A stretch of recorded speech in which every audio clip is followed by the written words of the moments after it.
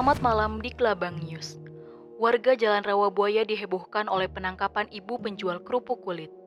Ibu berinisial S ini diduga telah memproduksi kerupuk kulit oplosan di kediamannya. Menurut laporan yang kami peroleh dari pihak kepolisian, ibu berumur 50 tahunan tersebut kabarnya mencampurkan kulit sapi dengan kulit manusia. Selain melakukan penangkapan, polisi juga menyita beberapa barang bukti seperti satu ember kulit yang masih mentah dan sekardus bungkus plastik untuk mengemas kerupuk kulit.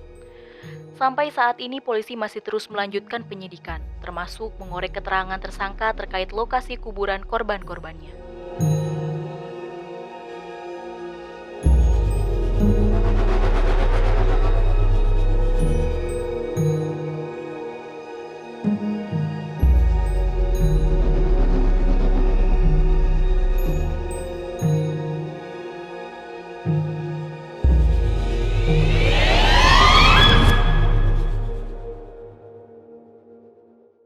Nama saya Ahmad Fauzi, tapi biasanya dipanggil Kakak Fauzi sih.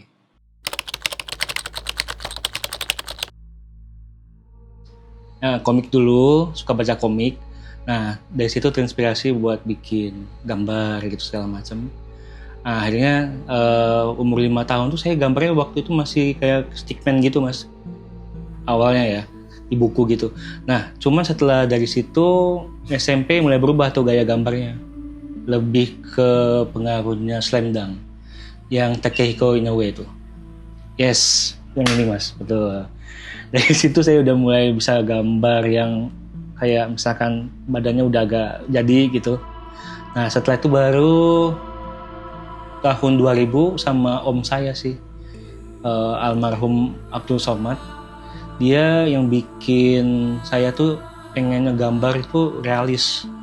Dari dia sebenarnya pengaruhnya sih, karena dia awalnya ngajarin saya itu pakai kertas biasa sama pensil.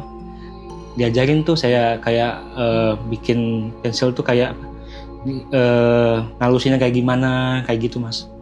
Akhirnya dia dikasih contoh sekali, saya langsung pengen suatu saat pengen kayak dia juga nih gitu maksudnya.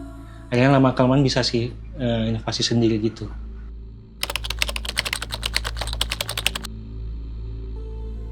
Awalnya sama Mas Fajar Nugros, film Dignited ya waktu itu ya.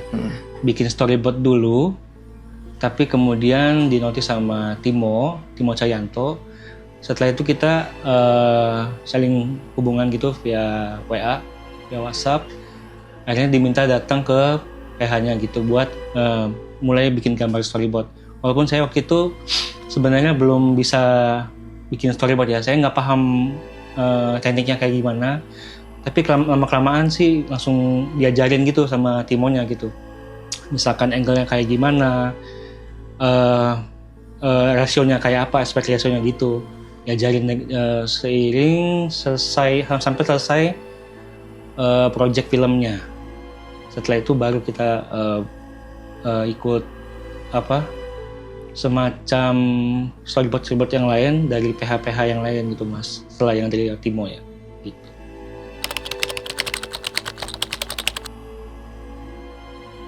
Kalau digabungin sih udah puluhan sih Mas ya, tapi yang paling banyak sih horor sih yang mendominasi ya dari sekian project itu.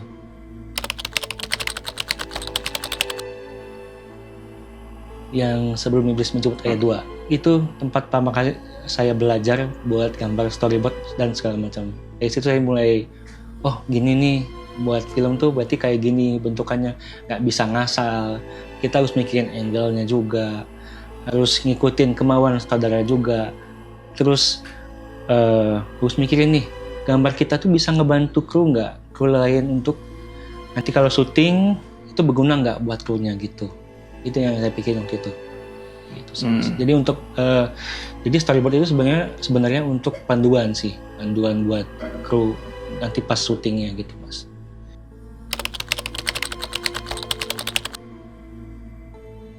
Pertama kita ngomong sketch dulu ya. Misalkan dapat dari, saya kan biasanya kerja bareng sama Alvin Haris ya buat poster. Nah biasanya sih dia ngasih sketch tuh bukan satu Mas, karena itu kan buat banyak poster alternatif ya, ada bisa 6 atau 7 gitu. Nah itu kasih ke saya, nanti mungkin di briefing gitu mas bentuknya mas. Oh nanti bentuknya kayak gini mas, komposisinya kayak gini nih. Nah dari situ saya mulai kayak kebayang nih, oh bentuknya kayak gini, berarti orangnya di sini. Ekspresinya juga harus berasa tuh ekspresinya, dia sedih atau senang, itu harus kelihatan. Nah, itu harus dipikirin juga tuh yang kayak gitu-gitu tuh. Cuman kalau untuk musik yang kita dengerin pas lagi kerja gitu ya, sebenarnya saya nggak ada sih mas patokan kayak musik apa gitu ya.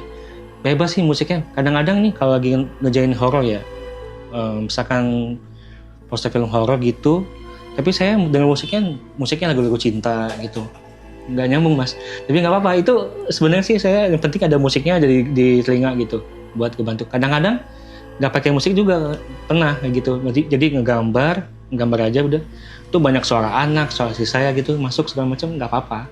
Yang penting saya fokus ke kerjaan aja gitu maksudnya, buat lagi gambar segala macam gitu. Di meja kerja saya tuh nggak ada gambar apa-apa tuh, kosong aja, biar fokus ke layar aja udah. Justru kayak saya proses kreatifnya itu pengennya kalau misalkan saya lagi kerja tenang, mungkin istri atau anak lagi tidur, tapi nggak ada sih kayak nonton dulu film apa gitu yang harus biar kita inspirasi gitu, nggak ada sih mas. Jadi langsung aja kerja, langsung briefnya kasih, kita langsung kerjain gitu. Cuma yang paling bikin saya jadi pengen terinspirasi, jadi pengen jadi ilustrator, om saya, almarhum om saya yang bikin saya jadi pengen gambar banget. Soalnya dia yang ngajarin, setelah itu saya merasa, wah ini nih passion saya nih, begini nih. Jadi udah kompeten di situ sih awalnya. Tapi banyak dia teman-temannya minta gambarin gitu mas. Tapi mukanya selalu mirip, itu nggak mirip. Makanya saya ini banget waktu itu belajarnya pakai pensil doang sama kertas gitu doang. Kalau digital kan kita bisa hapus, bisa kalau salah dikit hapus. Kalau ini kan nggak bisa, kalau yang udah pakai pensil doang. Agak repot lagi maksudnya untuk balik ke awal gitu maksudnya.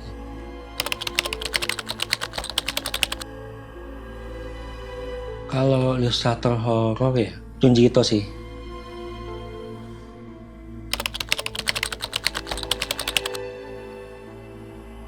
Mengabdi Setan di Siwat IC ya.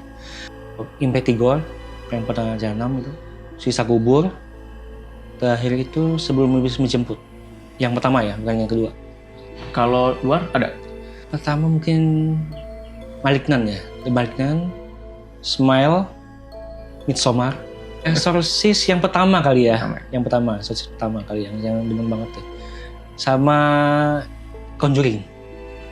Universe-nya maksudnya semua ya maksudnya.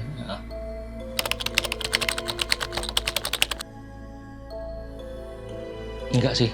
Kenapa tuh? Karena di agama Islam kan memang kita kasih tahu kalau udah orang yang sudah meninggal tuh urusannya udah langsung ke akhirat, bukan ke soal dunia lagi gitu, nggak ke dunia lagi. Mungkin itu yang mungkin kalau ada yang penasaran itu mungkin bentuknya dari yang menyerupai itu dari jin.